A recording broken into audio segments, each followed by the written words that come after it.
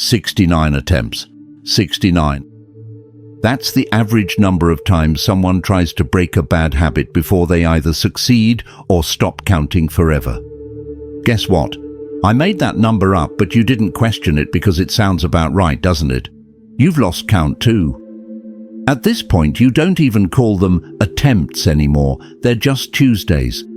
Another Tuesday where you promise yourself things will be different, and by Thursday, you're explaining to yourself why this weekend doesn't count, and by Monday, you're back to promising yourself that next Tuesday will be the real one. Here's what's actually happening. Your habit isn't sabotaging you, you're sabotaging you, and you've gotten so good at it that you've turned self-destruction into a reflex you don't even notice anymore. Except now the savannah is your living room and the predator is your own dopamine system playing you like a fiddle. The ancient Stoics called this akrasia, knowing what's right, doing what's wrong, and feeling like garbage about it afterward. The trifecta of human dysfunction. Marcus Aurelius dealt with this. Seneca dealt with this. Epictetus dealt with this. Spoiler alert, none of them life-hacked their way out of being human. They just got better at recognizing when their brain was trying to scam them. Before we go any further, if you're watching from the United States, drop the name of your city in the comments. What I'm about to explain goes deeper than whatever wellness influencer just told you to manifest better habits through positive vibes and overpriced journals. Now, here's what nobody will ever admit while selling you their revolutionary habit-breaking system for $497. Bad habits feel amazing. You're supposed to pretend they don't. You're supposed to focus on the shame spiral afterward, the self-loathing, the way you avoid mirrors for 3 days because you're disgusted with yourself. But come on, let's be adults here. It's pleasurable, intoxicating, and feels like paradise.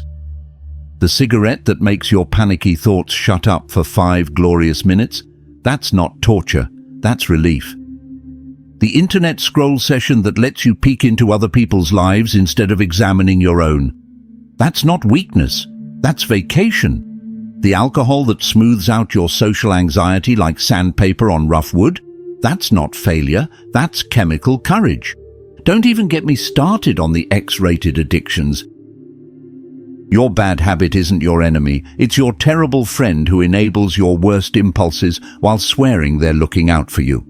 The friend who says you deserve this right before helping you make decisions you'll regret. Seneca struggled with wine, with anger, with the seductive pull of luxury, despite literally writing essays about why luxury is a trap. The man had a philosophical crisis every time he walked past his own wine cellar. He wrote, "The mind that is anxious about future events is miserable." Translation: you're using bad habits to avoid dealing with your actual problems, and buddy, those problems are still going to be there tomorrow, except now you'll also have a hangover. Most habits exist because reality is occasionally unbearable, and humans are creative problem solvers who try to feel better at the moment, even if it means they'll feel worse later. It's stupid, but it works. Then it stops working, but then you keep doing it anyway because your brain has the memory of a goldfish when it comes to consequences, but the memory of an elephant when it comes to that sweet, sweet dopamine hit.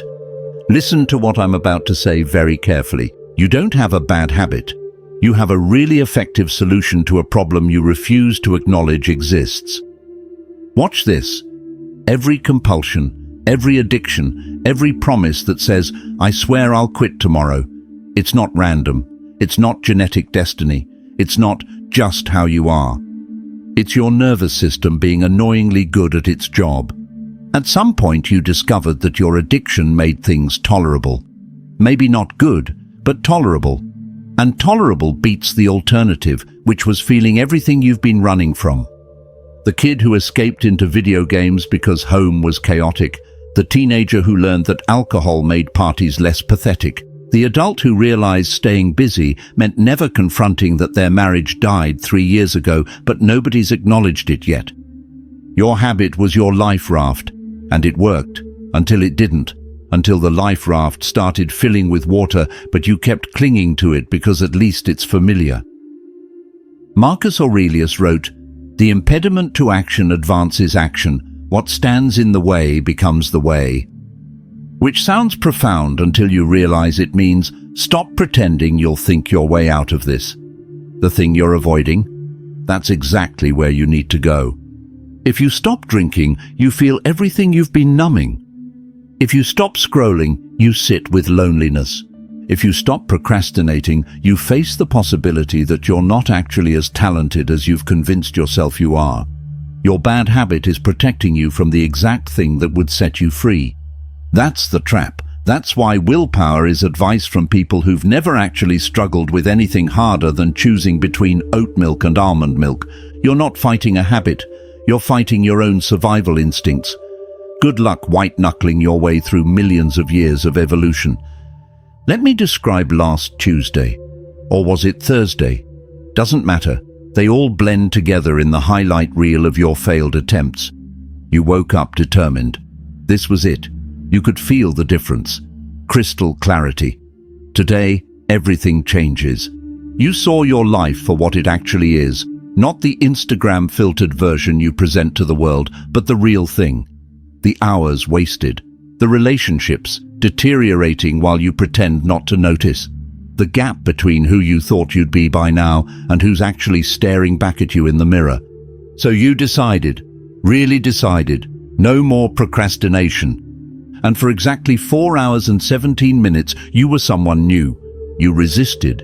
You felt the urge rise like a wave and you just sat there, uncomfortable, restless, hands twitching, mind offering you 1,000 perfectly reasonable justifications for why just once would be totally fine. And you didn't do it. For 4 hours and 17 minutes, you were free. Then something happened. Not something catastrophic. Just Tuesday. A minor annoyance. Someone was slightly rude. You got a little bored. A flash of loneliness. And your nervous system did the calculation. This feeling is unacceptable. I know how to fix this. And before you even registered the decision, you were already doing it. The guilt showed up afterward. It always does. Never prevents anything, just arrives fashionably late to remind you that you're disappointing yourself again. Here's what the Stoics understood that your self-help books conveniently ignore. That moment between urge and action. That's where your entire life is actually decided.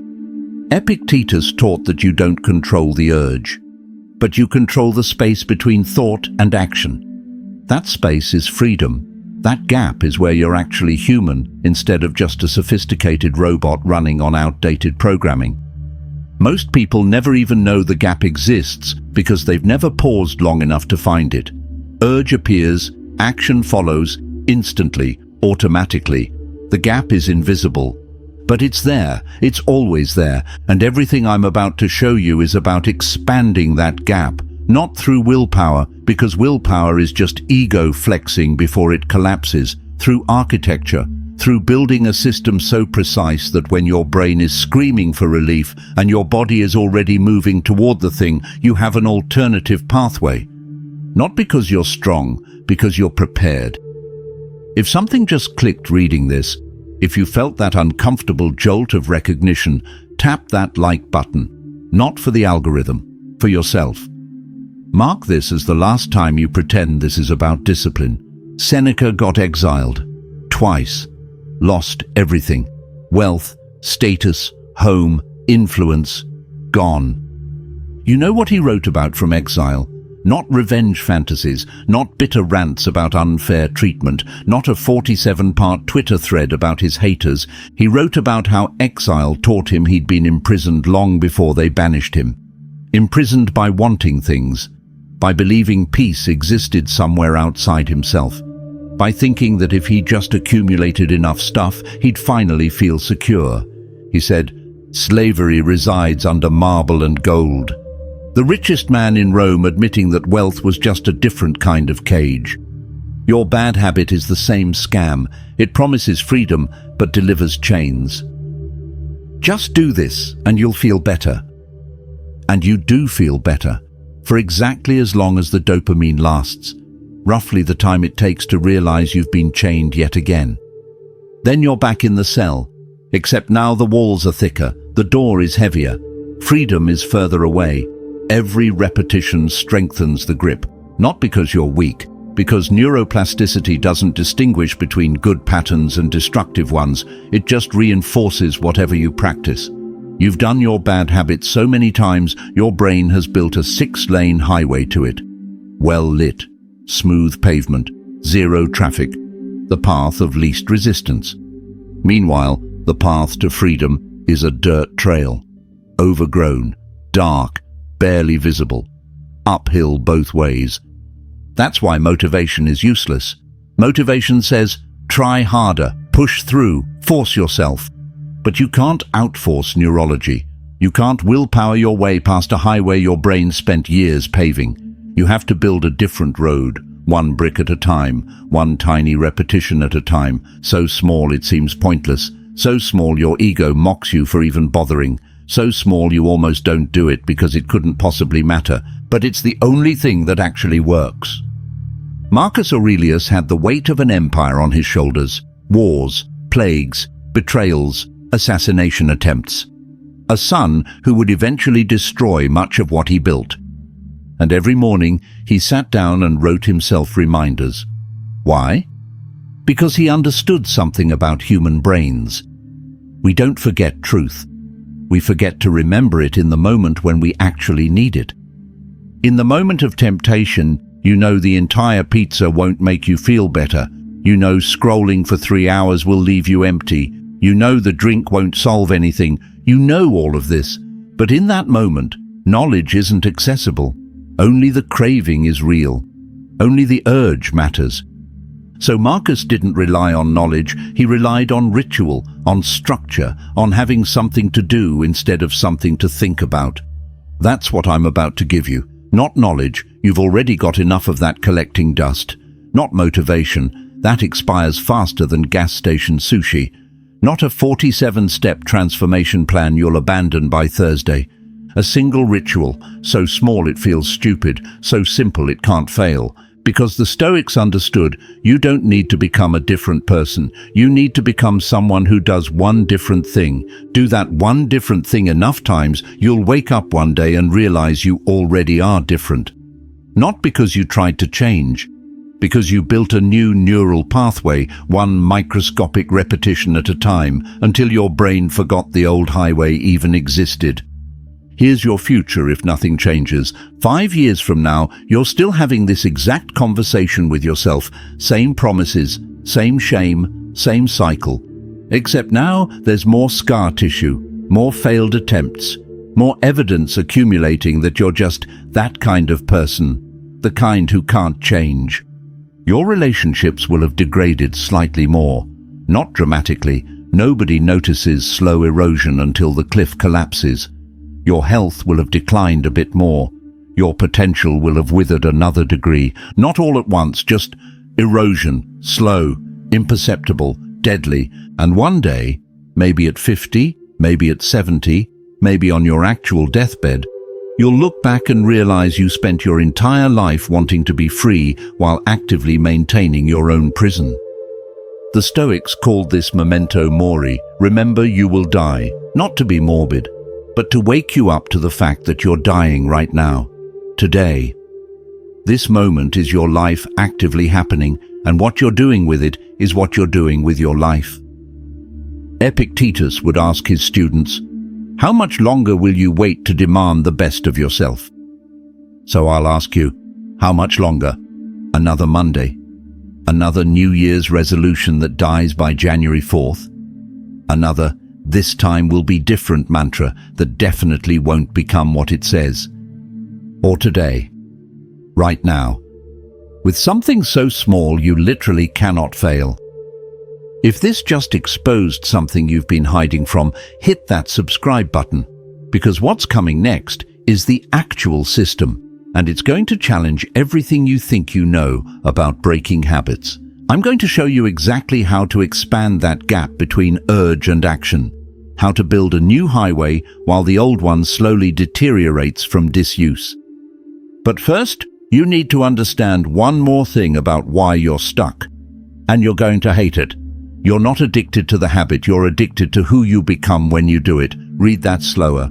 The smoker isn't addicted to nicotine. He's addicted to the version of himself who gets to step outside, away from everything, and exist in peace for 5 minutes. The drinker isn't addicted to alcohol.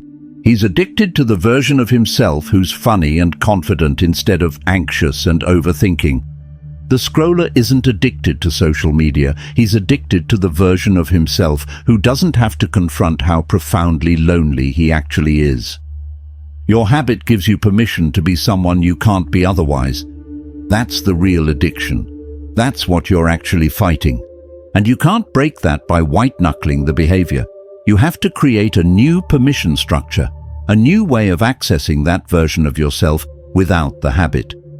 Seneca wrote, "We are more often frightened than hurt, and we suffer more in imagination than in reality."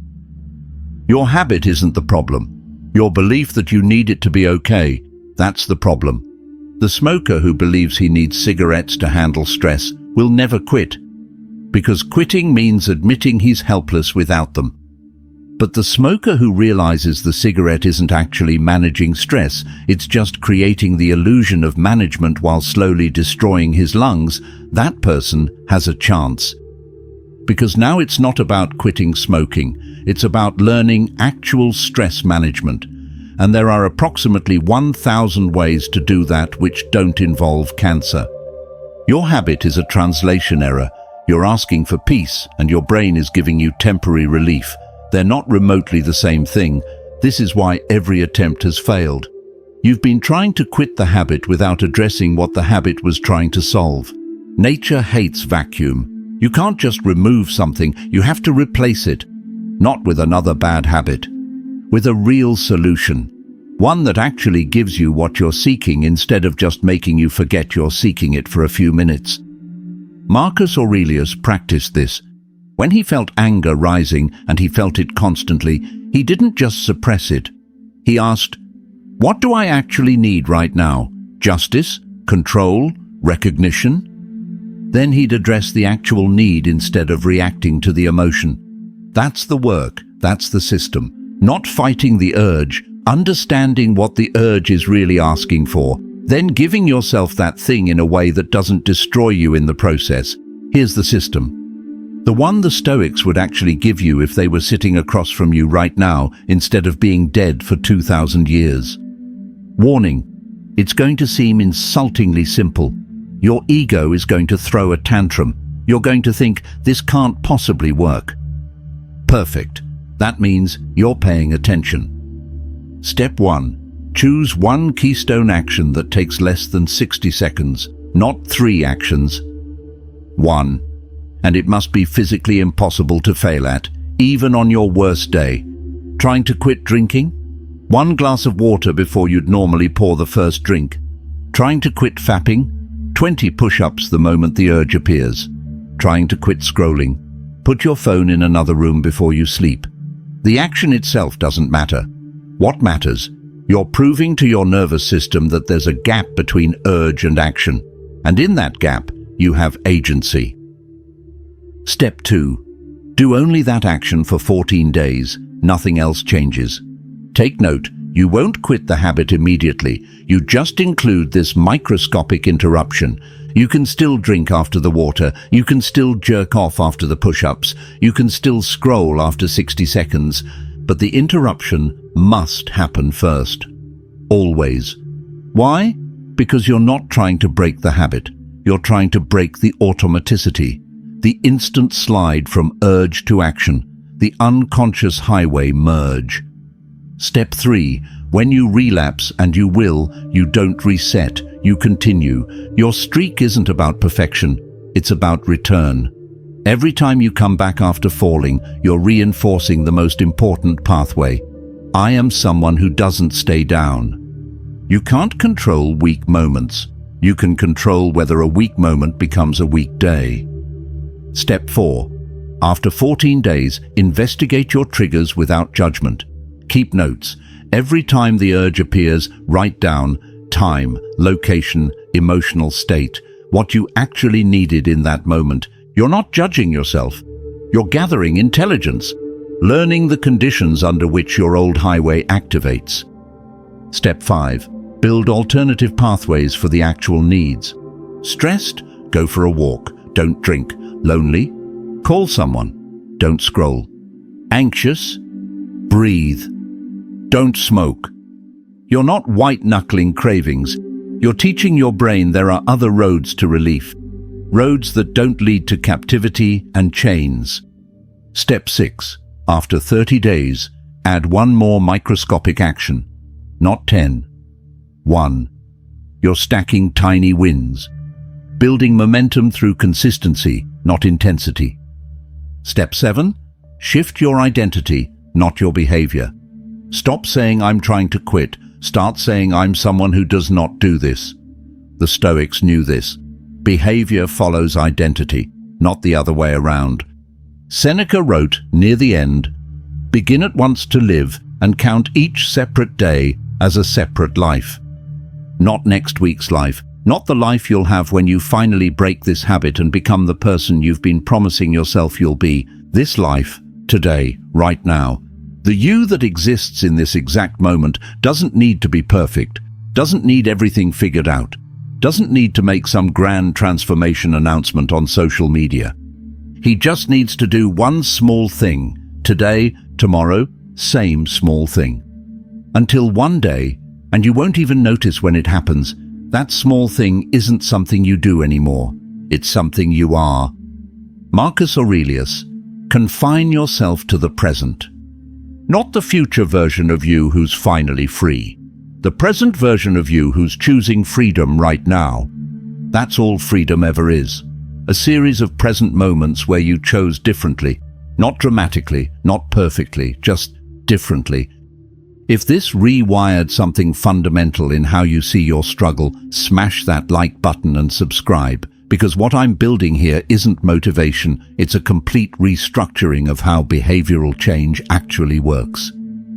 Drop in the comments. What's the 60-second action you're committing to for the next 14 days? Not your transformation plan, not your ultimate goal. Just the first microscopic interruption. Write it, make it real, turn private struggle into public commitment. In 2 weeks, come back and tell me if you kept the promise. Because that's what this is actually about. Proving to yourself one day at a time that you're someone who keeps their word. Even when it's hard.